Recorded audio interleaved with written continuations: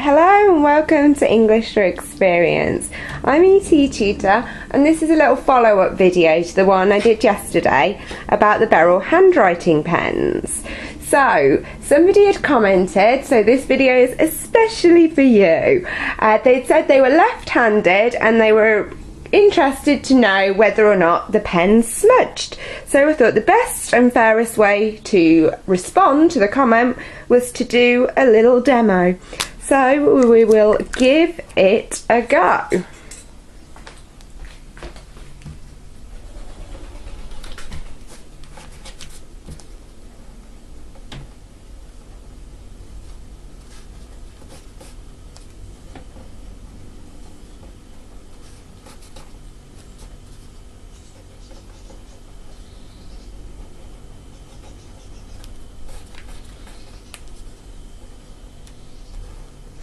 Okay, so I don't know about you, but I'm pretty happy with that.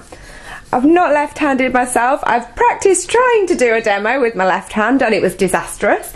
So we'll go for this and we will say, no, they're not smudging. So there you go. I hope that's helped. Like I said, these can be really handy. From the point of view of an examiner, so you can see here my years of service for my sins. The hardest part is trying to understand handwriting, really. Examiners know the qual spec, they know what's expected of you, they know the assessment objectives.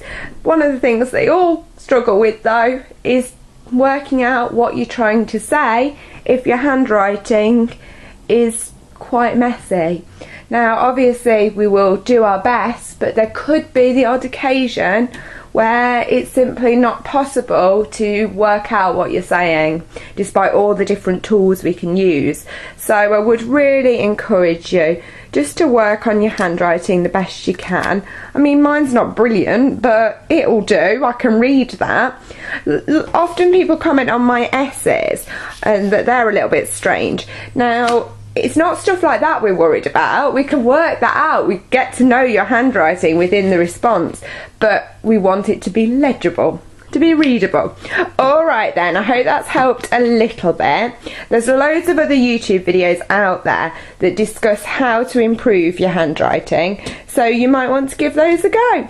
Alright then, thanks for watching and thanks for my comments. You were making me laugh an awful lot, so that's another reason why I wanted to make this video for you. Alright then, best of luck everyone. Best of luck if you're back at school or if you're about to go back. I'll be thinking of you. Alright then, bye for now.